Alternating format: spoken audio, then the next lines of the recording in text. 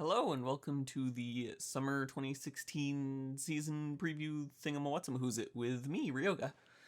Been a while since I've done one of these. I didn't end up doing one last season because I was, well, busy with stuff. I didn't have time to do it, and then by the time I actually did have time to do it, I figured it was late to the point that it didn't serve any real purpose anymore because it had already been like a month into the season.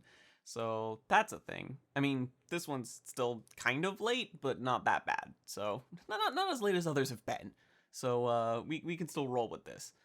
Um, the downside is I didn't have time to do any of the little bit of research that I usually do, which is really just looking up director and writer for shows. But I don't.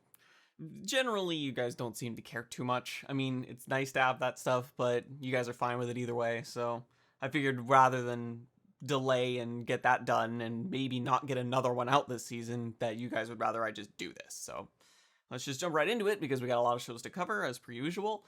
The usual caveat at the beginning, just a reminder that I'm going off all these shows with some exceptions because I have seen some of these. I'm going off just the synopsis given and the promo image given, so I could be totally wrong about shows that I guess in this, and I have been. I can also be totally right about shows, and I have been. So really, this isn't to tell you necessarily what to watch or don't watch so much as like giving you the insight into what's airing this season and what I'm looking forward to, really. You should make your own call on what you want to give a shot to and such. So let's get right into it. The first show is Fugen na Mono Kyun? Something like that. In a certain tea shop, there lives a man called the Mononokean. The morose-looking man gained his name for his ability to work with yokai, guiding the ones that wander in our world into the next. So this seems like what's that one show called? Natsume with Friends or something? I don't remember the Japanese title, or even the English one, really. But it's Natsume, or whatever. It seems like that kind of show. I don't know if anyone picked this up, because this supposedly started airing on June 28th, but I don't recall seeing it around anywhere. Maybe I just missed it. I don't know if this got picked up by Crunchyroll or Funimation or anyone, really. But if they did and they're interested, then there you go. If you liked Natsume, then this is probably a very similar style of show. Like, not just based on the synopsis, but also the promo image gives the same sort of vibe for the most part. But what do I know? I haven't actually watched Natsume. I just know about it. Because there's like 4 seasons of it. Next is a short thing that's apparently a second season, so I don't need to cover it. I mean, if you've seen the first season of whatever this is, you can watch this season. After that is a show everyone's looking forward to. Well, sort of. Berserk, which is... Damn, look at all those genre tags. It's a sequel to the Berserk 1997 TV series way back when. So I probably don't need to cover the synopsis because, well, even if you haven't seen Berserk, you already know what Berserk is anyways. So this is the show that people are both simultaneously... How do I put this? It feels like people are simultaneously, like, they're required to be excited for it, but at the same time, they're also required to be disappointed because it's CG for the most part. So it's actually kind of interesting to see the ideas and thoughts going through people, because it's like, on the one hand, there's the mentality of it's Berserk, so it's great, and then on the other hand, there's the mentality of it's CG, it has to be shit. And it's kind of hilarious to see the two mindsets kind of like crash against each other with people, and a lot of people just like, I don't know what to think. So it's really interesting. But then again, I'm fascinated by strange things, so whatever. So this is a sequel to the way back when TV series, so odds are you probably shouldn't watch this if you haven't seen that, although it's been so long, who knows, maybe the show actually gets you caught up on what's going on. I don't know. I didn't watch it because I figured I needed to watch the 1997 version, which I haven't, so I figured it'd be a bad idea for me to jump into this. So there you go. The moral of the story is you already know if you're gonna watch this or not, so there's really no point in me saying anything.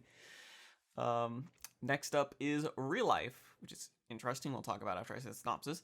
Arata Kaizaki is an unemployed, single 27-year-old who has just been cut off from his parents' financial support. Unable to find a job due to him leaving his previous employer within 3 months, he is stuck. One night after drinking with a high school friend, Arata meets Yoake, a man who offers Arata pills to turn him back into a 17-year-old so he can redo his life. After agreeing to the experiment, Arata joins a high school class and meets Chizuru Hishiro, a socially awkward silent beauty who yearns to have friends. Through connecting with her and other classmates, Arata must find what he lacks to live a happy life in the real world within a 1-year time limit. So that's interesting. It's actually kind of like, it reverts him to 17 years old, but there's only a year time limit, so I guess he jumps right back to 10 years in the future after he hits 18, I guess? Well, I guess then it would be 9, because he'd be 27. But maybe it is like normal thing stays going too? What am I even saying? Anyways, Real Life's kind of interesting, because it's out already. And I don't mean like the first episode, I mean like the entire show's already out. I don't actually know what's going on. Maybe there's been news stories that have broken already that I haven't seen yet, but basically all of Real Life got dumped all at once, which is weird. I don't know what it is. When I first looked up comments about what was going on, someone said something about how it couldn't get a TV network to buy the show or whatever, so the staff just released the entire show online. But that was just a comment I read, so I don't know if that's accurate or not. There was also something else saying that all the episodes already aired on an app or something, so Crunchyroll just released all of them right away? I don't know. It's interesting that the entire show's already out, so I'm giving a first impression based on a synopsis and an image, whereas some people will probably have already seen the entire show. So, hey. It's kind of interesting. I want to watch the show, like, just based on the idea of, like, reliving your life because you're upset about something is interesting. So, I want to watch in that regard, but at the same time, it's almost bad that all the episodes are out, because it, like, makes me not motivated to watch it, because there's, like, so much. Like, when I look at a show and I see how many episodes I need to watch for it, that's when I'm like, it affects me mentally. Like, if there's a bunch of episodes I need to watch, I'm just like, I can do it later. But, when I watch things weekly as it airs, it's easier for me to digest, because it's like, oh, a new episode's out for this, and then I get to wait a week, and then it comes out, like a cooldown period. I need that cooldown period, even though I watch a bunch of shows every season, so I'm watching pretty much something every day. At least one show a day. Usually when days get really bad during some seasons, it's up to 6 shows on a single day. It's especially bad when they're back to back, like on the weekends. Ouch. Anyways, because 13 episodes are out for it, I'm like, I'll get around to it eventually. Maybe if I catch up on all the shows that are airing this season and I finish watching the show that I need to review for the next review, because I should have done that forever ago, but it's taking me forever to get through the show, then I'll watch Real Life then. But until then, it'll probably just, hang around in the background. Just maybe I'll eventually get to it. Who knows? Moving on, we have the second season of Shokugeki no Soma. So, no point in me covering it. If you watched the first season and you enjoyed it, which a lot of people seemed to enjoy, here's your second season. There you go. Bam. Next show is Love Live Sunshine. There's no fucking point at all in me covering this, because even though it's a spin-off rather than a sequel, you already fucking know if you're gonna watch this or not. Love Live is a social phenomenon, not even in Japan, but in, Western countries too. The mobile game's fun. I love playing that. It's good stuff, even though I can never fucking rank in events anymore, because apparently I'd fucking suck dick. Well, no, it's just that I don't play it enough. Like, anyways, there's no point in me getting into that. Point is, if you're gonna watch this or not. It's more Love Live. If you already know if you're gonna watch this. Moving on. Hatsukoi Monster. Gaho no Inikado finds herself head over heels for a mysterious stranger after he saves her from being hit by a truck. Kaho has a few surprises in store for her when she discovers that her knight in shining armor is her landlord's son and in the 5th grade. So, at first I was kind of interested in this, because I was thinking of, like, there's an interesting dynamic in how the guy's actually younger than the girl in this show, which isn't a very common thing, and how that could be a thing. But at the same time, like, when they say that he's in 5th grade, it turns out, from what I'm hearing, that, like, other than their looks, like, they literally are 5th graders. Like, they have the mental capacity of a 5th grader. and it's just weird. Like it's weird. Again, this is based off like what I've seen some people say about the episode. I haven't actually seen it myself, but the fact that they behave that way and are like have the mental capacity of a 5th grader is like, that's kind of weird. Also kind of creepy. So, yeah, not really for me, but hey, some shows are for people, or how do I word this? There are always, I don't know how I'm going to word this. Basically, every show will appeal to someone, is I guess what I'm trying to say. So, that seems interesting to you. There you go, give it a go. It sounds kind of weird to me, but hey, that's just me. Moving on, we have Rewrite, which is an adaptation of Key's Rewrite visual novel. The story will portray a 6th route left untold in the game, which will tell the story of that girl, air quotations. The original 2011 Rewrite visual novel takes place in Kazamatsuri, a fictional city where civilization and greenery coexist. There are already a lot of cities where cities and greenery they're called parks. Anyways, within it, players assume the role of student Kotaro Tenoji and interact with his fellow classmates Katori Kanbei, Chihaya Otori, Akane Senri, Chizuru Nakatsu, and Lucia Konohana. So at first I was gonna watch Rewrite, but then it turned out that this actually is, from what I've heard, like the anime is just this 6th route, which means you should probably have played the visual novel already, which, believe it or not, I actually am planning on doing, although I have been planning on doing it for years. It's one of the first Key visual novels that doesn't have Jun Maeda as the writer, so I wanted to go through it and see if I liked it any more than the ones that he's written, and see if it, really is Jun Maeda that's the issue that I have with Key's works. So, yeah, that and Ryukishi wrote one of the routes, the guy who did Higurashi and Umineko. I think he did Lucia's route? He either did Chizuru or Lucia's route, I can't remember. So that sounds like super interesting. But yeah, it's a thing. Like, I don't actually know. Like I said, it sounds like, from what I've been hearing, that you actually should have played the visual novel already before watching this, but I don't know for sure. I'm sure some people in the comments will clarify, but it's just what I've heard. So probably gonna have to pass on that because I want to get around to playing the visual novel. Moving on, we have B Project Koro Ambitious. Oh. Tsubaki is a new hire in the A&R department of the major recording company Gandala Music. Tsubaki is immediately assigned to oversee the idol unit B Project, which is made up of 3 idol groups, Kitakore, Thrive, and Moons. This is Tsubaki's first job, and she gets involved in various incidents and accidents as she deals with this group of young men who each have their own differing personalities. Where the fuck did I get the word pass from?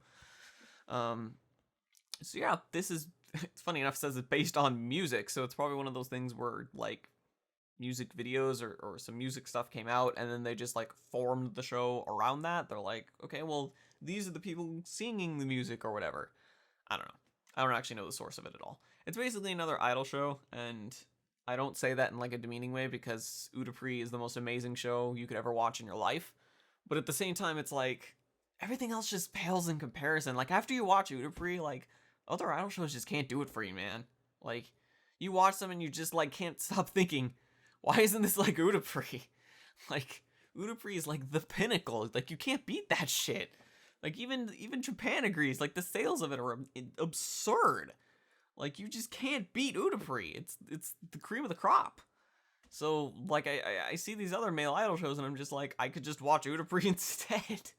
Or I could rewatch Utapri. You know? It's a thing. I mean, if you really, really like idol shows, then I guess it doesn't really matter. You'll take anything you can get. But at the same time, like, for me, it's just sort of like, I have Utapri. I don't really need to watch this. Yeah. Moving on, there's Days. It's just Days. 2 boys met on a stormy night. Tsukushi, a boy with no special traits at all, and Jin, a soccer genius. On that night, Jin drags Tsukushi into the world of high school soccer. So I actually did watch the first episode of this because I was actually interested in it. I don't usually tend to pick up sports shows, with exception, because I don't mind the sports themselves, but they're largely the same story, which is like, a sports team is either newly formed or it used to be amazing but is down in the dumps lately. they get new recruit or a couple new recruits, and then they try and rise to glory again. That's like 90% of sports shows. It's the same story, and then the character stories within that tend to, vary by show, if there's any at all. So, I usually don't pick them up. The reason I grabbed this one is because Mappa's doing it, which is finally a show other than Ushio Tora they're doing, which isn't to say I didn't like Ushio Tora, but after a while, after 37 episodes, you're like, all right, can we move on to something else now? Like, I mean, maybe I'll talk about Ushio Tora in the Saturday morning ramblings with Lewis, because that's a show I watched, but it just started dragging by the end. I was like, can this end already? So I'm glad Map is doing something new, because I like them. I remember watching them in Punchline. Man, that was good. Map was good. I like them. They're very good at motion. Like, I should have rewatched the episode so I could make a more knowledgeable statement about this, but they're very good about like motion and stuff. Like in the opening, like stuff in Days where it's like kind of a flash forward of like them doing things, kicking ass during a match, kind of. Like, the motion that's been going on is, like, really good. Like, not just the characters, but, like, the ball. Like, they do these really heavy-looking speed lines on the ball, which give a really nice sense of, like, momentum and motion to, like, the ball going around all over the place. Like, I just like Mappa. Mappa are cool. I like them. So I watched the first episode just because of that, and I liked it. It was pretty good. It reminded me a lot of Yowamushi Pedal, mainly because of the dopey main character. But it's slightly different, because in Yowamushi Pedal, Onoda had, like, this innate ability to be really good at biking because he biked every day to Akihabara, which was the whole point. He just didn't know how to harness this j-taku. He didn't realize he was a great biker and that he had this incredible endurance and stamina and shit, because that wasn't his goal. His goal was just to get to Akihabara, buy his j-taku goods, and that was it. So, then the club just, like, unleashes that hidden talent. Whereas in this doesn't seem to be as much the case. The main character is still, like, dopey, and kind of like, that, how's the word I put it? Like, the happy-go-lucky kind of like, dopey sort of character. Like, it's the same personality, but he doesn't really have any talent. Like, he sucked ass when he played soccer. He was bad. So, I don't think the show is trying to say he has some innate ability to, like, harness. Like, he'll probably get better, obviously. But the point isn't that, like, he has this innate ability. The point is that he has a good mentality. Like, he really enjoyed playing soccer this one time, so he tries to join the club, and when, like, he pretty much is told, just don't even bother, because he doesn't have, like, the physical capacity to be able to handle the rigorous training and shit. He's just, like, he endures through it, and, like, goes back and carries through with it. Like, his willpower is incredible. Like, he enjoys playing it. Like, it's less about, like, innate ability and like bringing the team to fame, rather than instead it's the main character just through sheer willpower and love of the sport and playing with this dude that invited him to play, and he wants to continue doing that, carrying him through all of this, which is super neat. It's a nice, it's not the biggest twist ever on a sports show, but it's a nice little twist on it. And the main two dudes we got to know in this episode are cool. Like, we have the dopey main character, and then we have the other guy who seems like, at first, you make this judgment call on him based on how he looks and acts, that he's gonna, like, take advantage of, like, the main character, like, maybe make him look like an idiot or something. But no, he actually really genuinely wanted to play soccer, and just happened to recruit that guy, and he had fun playing with him, and he's actually, like, a good dude that, like, watches out for him. So they have a nice little relationship going on there, too. A nice dynamic between them, so I'd say even if you don't like sports shows, give Days a shot, at least the first episode. You might like it just based on the characters and where they're going in that regards. Plus, like I said, I love Mappa. Like, they're pretty good. So, yeah, moving on. We have Arslan Senki Fugen Ranbu, which is something like not Diamond Dust Storm. It's like something Desert Dust Storm. I don't remember. It's something like that. But it's a sequel to the previous Arslan series, Legend of Arslan series. And I've been looking forward to this. I actually wasn't sure if Arslan was going to get a sequel, because it didn't sell discs very well. But its TV ratings were very good, because it aired on, like, I think it's like, I don't know if it's educational time slot, but it's like an actual, like, somewhat early evening time slot, which is like only like one show a season airs on it. Like, it's the only one, I think. So it had pretty good TV ratings, which is why it got this second season at all. Although, unfortunately, the second season is only 8 episodes, which is very unfortunate. I mean, it's still more Arslan, which is great. I like it. But it's just a shame. And I have to say, like, it seems like the animation's a bit better this season. Like, there's still like the huge CG shit show fest, like the big scale battles where like random nobodies are in CG just like doing whatever. But I don't mind that. I never minded that too much because they're just nameless nobodies. It doesn't really matter all that much. It's always the important characters that aren't in CG. But usually when they were fighting people, like they were CG or like they were just like really awkwardly animated or like wouldn't show the impact. Like clearly they didn't have like, I don't know if it was the talent or the time or the money or whatever, but like a lot of the times it just did not look good during these big scale battles. The exception was that during one-on-one battles, because there were very occasional one-on-one battles in the show, like they looked actually pretty good. Like it was actually surprising how good they looked compared to like the big scale battles. And I guess it makes sense. The big scale battles have a lot more going on, whereas they can focus a lot more on like the sole combatants in a one-on-one match. But the one-on-one matches actually looked very good in Arslan. I don't want that to slip through the cracks because it deserves the praise there. And this continues in this second season. There's technically 2 fights, although one isn't really a one-on-one match. It's more like a 1v4, but it ends very quickly. But it looked good still animation-wise. Like the one-on-one fights are like the real appeal of like animation-wise in the show. Like they actually look pretty good. And I have to say, something that goes unspoken with this show that I love so much is the fucking sound direction and design. It's so fucking good. Like, I said in the first season it was largely carrying the lackluster animation. And honestly, like, it's good even when it's not carrying it. Like, on the one-on-one fights, oh my god, you probably shouldn't watch this if you haven't seen the first season, but if you have seen the first season of Arslan, and you're not sure about the second season, or you're planning on watching it or whatever, it doesn't matter. If you've seen the first season, watch the first episode of this. And during, like, the first one-on-one fight that happens in the episode, just pay attention to the sound design. Like, listen to, like, not just what they're doing visually, but listen to the actual sounds, like, when they're doing it. Like, when the swords hit each other, when they're moving around on their feet, when they're running through the water, when they're running across all over, whatever the fuck. Like, listen to the sounds, and imagine how much work it must have taken to not only make the sounds, but then place them correctly in the episode, at the right volume, in the right, span of time. The sounds need to be at the right length to carry out what's actually happening in the episode, because you can't be too long or too short, because then it would be weird. Like, just listen to the sounds. Like, it's not something you pay attention to generally when you watch something, because you're just taking everything all in at once as a finished product. Like, you're not really thinking of the show as something that was crafted. You're just thinking of it as just the finished product and absorbing it on that angle. But actually, like, pay attention to the sounds during that fight. And just appreciate, like, how fucking good the sound design is. Like, it's incredible. Like, more action series need this. Like, I know I have a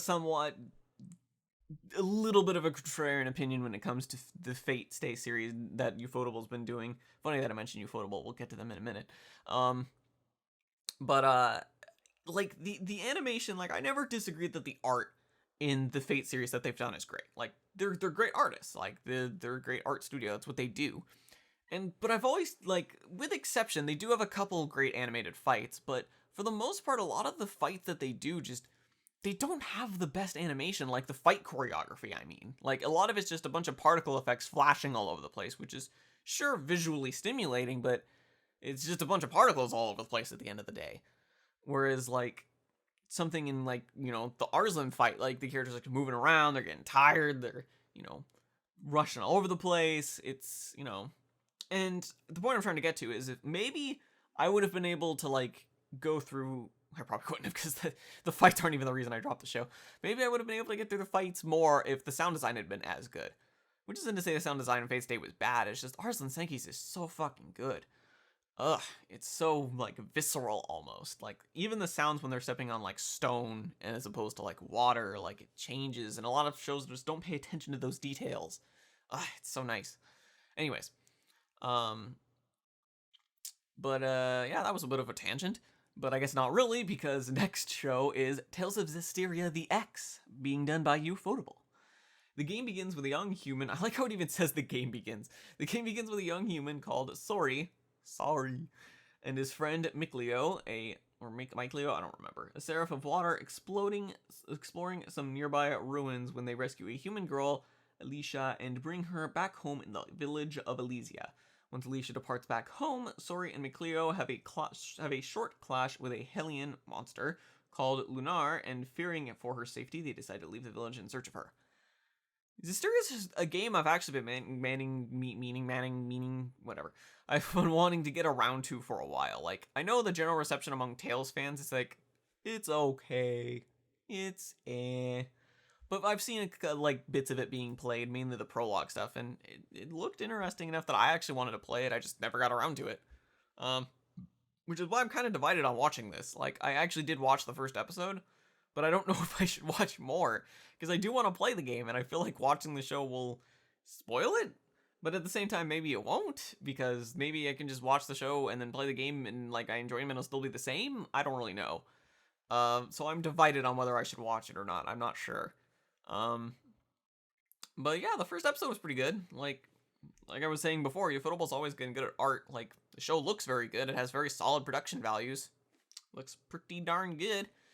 Like, even the CG, which obviously clashes with the, anime characters, it's like, the visual clash is like, The CG in and of itself, though, looks good. Like, just the water and then, like, all the dirt and dust and shit that gets kicked up when stuff's going down. Looks very good. Yeah. It's a show. I don't know, like, it's gonna recap the game, I'm assuming, so if you've played the game or if you haven't, I assume you can watch it either way. Like, if you don't plan on playing the game, you can still watch this, and then you can definitely not plan on playing the game, because I guess you'll have the whole story. But I don't know if I should watch it, because like I said, I don't know if it would ruin my experience of playing the game if I watch the show. Maybe someone who has a better grasp on, like, the story and how it works would be able to tell me if watching the show will impair my judgment of the game or not. So, because that would be nice to know. Like, because there are some stories in games where you can watch the story of games, like, in the, adaptation of them, and then still enjoy the game. So, I don't know if this is the case. Someone will tell me, hopefully. Because I assume someone has to be a Tales fan and has played this game, and will know the story and such. But moving on, we have Orange. Naho Takamiya is a timid 16-year-old girl. One day, she receives a letter from her future self detailing actions she must take to prevent Kakiro Naruse, the new transfer student, from sinking into depression and taking his own life. So yeah, that's definitely not heavy or anything. I watched the first episode of this, and it was actually pretty lighthearted given the synopsis. Like, for the most part, it was just, the girl, voiced by Kana Hanazawa. Nice to hear her in a lead role again. It's actually been a while since I've heard Kana Hanazawa in a lead role, so nice to hear her again. So it was surprisingly lighthearted. Like, the production values on the show are very good. It looks very good for the most part. I also like the faces. The faces are like slightly, like the up close faces especially are like more. They have that one thing much to them where like the lips are like kind of like bigger. Like, it actually, like, a lot of anime, they don't even have lips. They're just slits. But in this show, like, on the up-close, occasionally, like, it actually shows them having, like, the bulbous kind of lips-looking thing. And I'm trying to think of the other show that did something like that. And I can't remember it off the top of my head. But that's not even what I'm talking about. That's just one of the things it does. There are a lot of facial expressions in this show. Like, there's a lot of, it shows their emotions through facial expressions, a lot in this. Like, there's actually a lot of detail shown to, like, the faces they have on. Like, you can, a lot of shows usually don't bother with that. Like, they just kind of have, like, they move a little bit, or it just does, like, they change slightly, or they just have, like, a couple stock expressions that they, like, resort to for the most part. Whereas this one, it feels like a lot more fluid, their facial expressions. So, production value-wise, the show looks very good. From what I've heard, it does actually get very heavy. Like, it actually does deal with depression and the desire to commit suicide, and the fact that this lead girl has like this pressure on her from this letter from her of the future to stop him from doing it is kind of heavy. So it'll be interesting to see how they handle that. Like, it's still a very well a lot of people like the manga, so it probably doesn't handle it badly. It's just it will handle those things. Like, you may not know at first from the first episode because it's largely lighthearted in the first episode. Like, you don't even find out that the dude takes his life until the end of the episode. By the letter, because she reads more of the letter and she sees what it says. So you know that something will happen to him. But from what I've heard, like, it actually will, like, tackle that topic. And it could be interesting. I'm interested in seeing how it handles it. I mean, seeing as the manga's liked by a lot of people, it probably handles it pretty well, but, I actually don't know if the manga's finished or not. That's actually something I should check. I don't actually know if the Orange manga has been finished or not, because I'd be curious to see if it has. Or it might do if it hasn't, it might be one of those things where it's lining up with the anime, where it finishes at the same time. Who knows? But yeah, I watched the first episode, I liked it, good production values, pretty solid. Not a bad choice for you. If it seems interesting to you, then yeah, you should probably pick it up if it seems interesting. I said that twice. That's great.